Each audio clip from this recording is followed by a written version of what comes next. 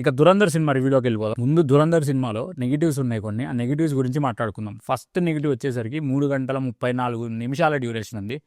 చాలా ఎక్కువ lengthy duration. But అంత లెంతీ డ్యూరేషన్ ఉన్నా కూడా ఇంకా కొన్ని రివీల్స్కి, కొన్ని కన్క్లూజన్స్కి మీరు మళ్ళీ సెకండ్ పార్ట్లో తెలుసుకోండి అని చెప్పి పార్ట్ 2 వేసేసారు లాస్ట్లో.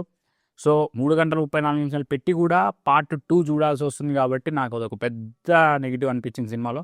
అండ్ ఇక రెండో విషయానికి వస్తే, చాలా చోట్ల సినిమాలో ఉర్దూలో లాంగ్వేజ్ ఉంటుంది, వాళ్ళ డైలాగ్స్ ఇవన్నీ.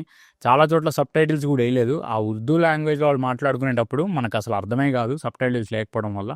అండ్ కొంచెం అక్కడ కూడా నాకు కొంచెం బోర్ అనిపించింది ఆ టైంలో. అండ్ ఇంకా మూడో విషయానికి వస్తే, చాలా గోర్ ఉంటుంది ఈ సినిమాలో. బ్రూటల్ వైలెన్స్ ఉంటుంది, మీరు ఎక్స్పెక్ట్ కూడా చేయరు.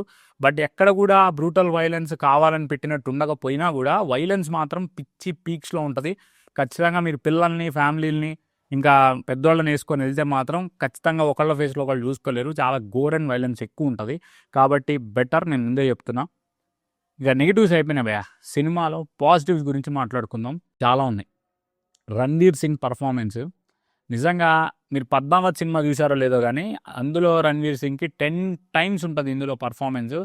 ఒక్కొక్కసారి స్టోరీ లీక్ చేయను కానీ రణ్వీర్ సింగ్ క్యారెక్టర్ వచ్చేసి ఒక ఇండియన్ ఏజెంట్ అండ్ బలూచిస్తాన్ లోకల్గా వెళ్తాడు. సినిమా క్లైమాక్స్కి వచ్చినప్పటికీ కూడా అసలు రణ్వీర్ సింగ్ ఇండియా నుంచి వచ్చిన రా ఏజెంటా లేకపోతే బలూచిస్తాన్ లోకల్ పర్సనా అన్ని రేంజ్లో ఉంటుంది ఆ పర్ఫార్మెన్స్. మనకే పిచ్చి లేస్తుంది, అసలు వీడు మంచోడా, వేస్ట్ గాడా, లేకపోతే వీడే విననా, వీడే హీరోనా అనే డౌట్లు కూడా మనకు చాలాసార్లు వస్తాయి. సో రణ్వీర్ సింగ్ పర్ఫార్మెన్స్ మీరు 'పద్మావత్' సినిమాకి 10 times పెట్టుకొని వెళ్ళండి, అస్సలు డిసప్పాయింట్ అవ్వరు.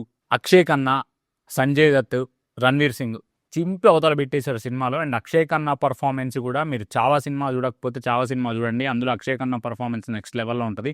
దానికి ఒక 5 times ఎక్స్లో ఉంటుంది ఇందులో అక్షయ్ ఖన్నా పర్ఫార్మెన్స్. ఆ క్యారెక్టర్ డిజైన్ చేయడం కానీ, ఆ క్యారెక్టర్ చేసిన పర్ఫార్మెన్స్ కానీ అక్షయ్ ఖన్నా చింపి అవతల పడేశాడు. అండ్ సంజయ్ దత్ని కూడా చాలా రోజుల తర్వాత, నార్మల్గా సంజయ్ దత్ క్యారెక్టర్స్ మనం హిందీలో చూడం కానీ హిందీలో కల్ట్ ఫ్యాన్స్ ఉంటారు సంజయ్ దత్కి. మన దగ్గర వచ్చేసరికి KGF ఇంకా చాలా మూవీస్లో కొంచెం అంత రియలిస్టిక్గా అండ్ సంజయ్ దత్ ఒరిజినాలిటీని చూపించలేకపోయారు. బట్ ఇందులో ప్రాపర్గా సంజయ్ దత్ని వాడుకున్నారు సినిమాలో.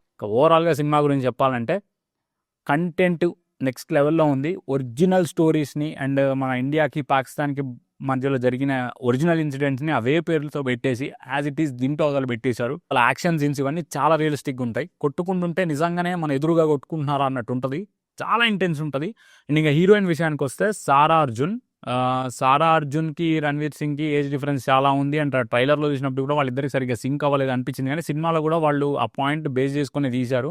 అంత ఈడియోటిక్ గేమ్ తీయలేదు, వాళ్ళకు కూడా తెలుసు ఆ ఏజ్ డిఫరెన్స్ని దృష్టిలో పెట్టుకునే సినిమాలో వాళ్ళ సీన్స్ కూడా అలానే ఉంటాయి. నిజంగా హార్డ్ కోర్ రణ్వీర్ సింగ్ ఫ్యాన్స్కి మాత్రం ద డిఫరెంట్ రణ్వీర్ సింగ్ అవుతారు మీకు కనిపిస్తుంది. మళ్ళీ తెలుగులో కూడా రావాలి, మేబీ చావాలాగా కొన్ని రోజుల తర్వాత తెలుగులో కూడా డబ్ చేస్తే నెక్స్ట్ లెవెల్ ఉంటుంది. రివ్యూ నచ్చితే మాత్రం లైక్ వేసుకోండి. అండ్ ఇలాంటి మంచి రివ్యూస్ ఇంకా కావాలంటే ఫాలో కొట్టండి అండ్ సబ్స్క్రైబ్ చేసుకోండి.